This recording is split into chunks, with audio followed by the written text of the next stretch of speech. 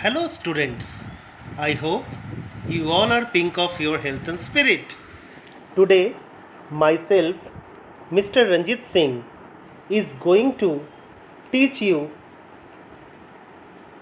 the second chapter of Geography, Class 7, DAB Public School. The topic today is the Earth and the changes on it. Firstly, we have to know the characteristics of the Earth. The Earth's surface is not constant. It constantly undergoes changes. That means it never remains the same. The changes on the Earth's surface are of two types. First is the sudden change or the gradual changes. Second one is the slow change. Now I know that you are very eagerly waiting that what is the meaning of sudden change or gradual change, or what is the meaning of slow change. Now sudden changes are originate inside the earth due to volcanic or earthquake activities. It can easily visible, and these forces bring radical changes. Now what is slow changes? Slow changes means these are very slow and take place gradually over a long period of time. The slow changes are due to the natural forces such as changes in the course of river, winds carrying soil particles with them, and rainwater, etc. Apart from these factors, human factors can play an important role in changing the surface of the earth. In other words, we may say that human beings are also responsible for the changing of the earth crust by different activities. For example, cutting down of forests, construction of roads, bridges, railway lines, large scale mining, building of dams, etc. We will learn the processes that are involved in bringing gradual changes on the earth crust in this chapter.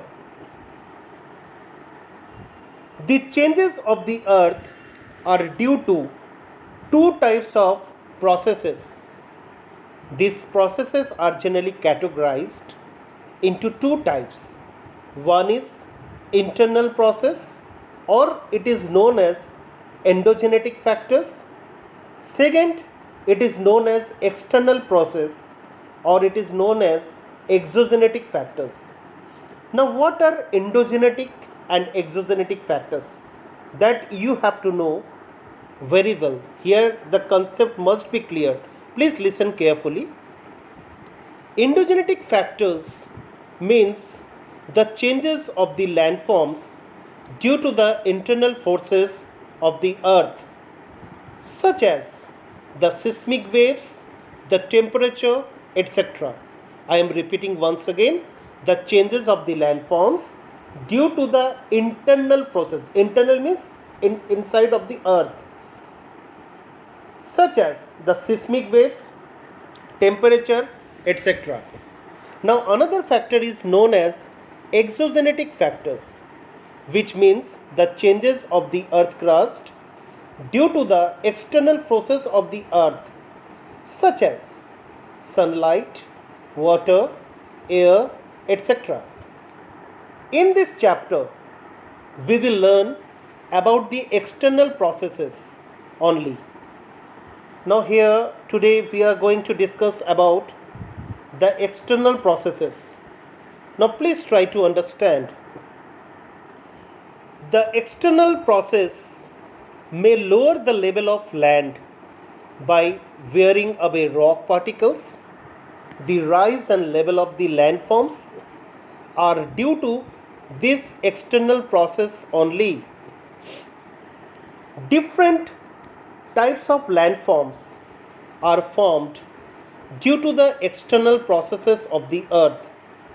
Very important point is that, please listen carefully, one important point here, you have to note it down, that the study of the landforms are known as geomorphology.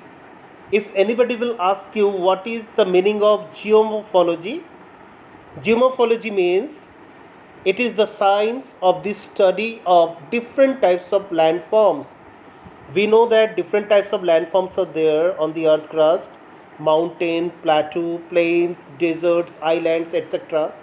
These are all the subject matter of different types of erosion and deposition agents only.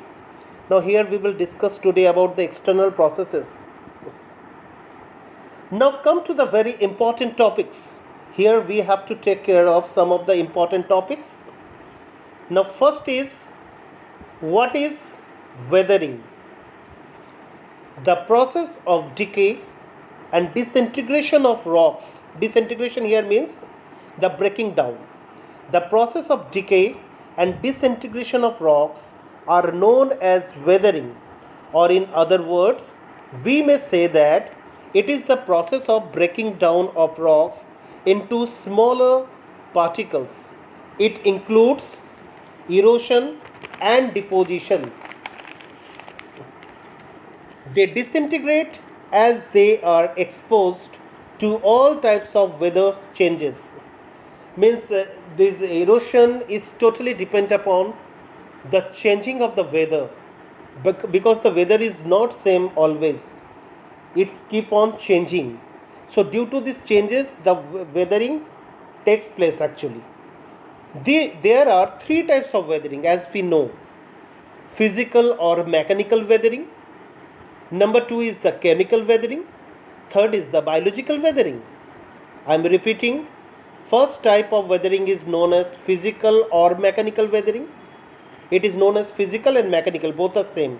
Second one is chemical weathering, third is biological weathering. The types of weathering we have already learned in the previous class. So very important points here we have to know along with weathering, that is the concept of gradation and aggradation. Now what is gradation and what is aggradation? Gradation means the leveling of the land. What is gradation? It means it is the leveling of the land. It occurs in two ways, that is aggradation and degradation. Again, by this concept you are in confusion or you are in dilemma that what is aggradation and what is degradation. Now I want to clear here once again. Aggradation means adding of sediments and raising of the level of land. That means whenever the sediments are generally deposited in a particular area, the level of the land increases. It is known as aggradation. And degradation means the breaking and wearing away of sediments and lowering the level of land. That means it is one type of erosion. Degradation means erosion. It means it is the breaking and wearing away of sediments and lowering the level of land day by day. Now next we have to know what is the meaning of erosion. What is erosion? Erosion or denudation both are same. Erosion means denudation. Now what is the meaning? It refers to gradual wearing and carrying away of all those loose particles of disintegrated rocks which were affected by weathering. Now once again, erosion or denudation are same. It refers to gradual wearing and carrying away of all those loose particles of disintegrated rocks. Disintegrated means breaking down of the rocks which were affected by weathering. Next, we have to know what is deposition. It refers to lying down of sediments which have been carried from distant parts of the earth's surface by various agents of gradation.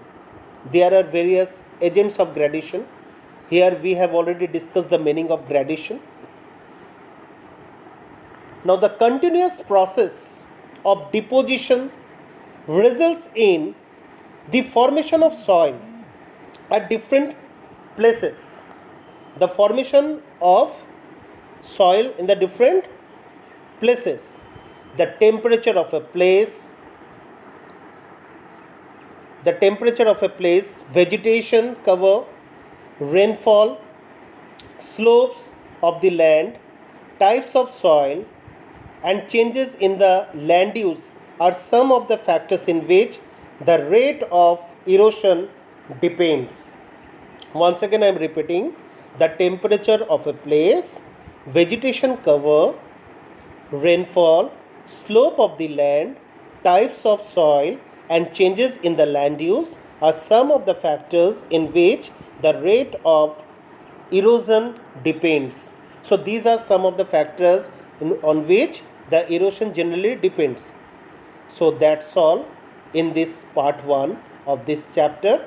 Thank you very much, and please watch part 2 for the other topics of this chapter, and please don't forget to subscribe, like and comment to my channel. Thank you once again. Goodbye, and please take care. Thank you. Bye.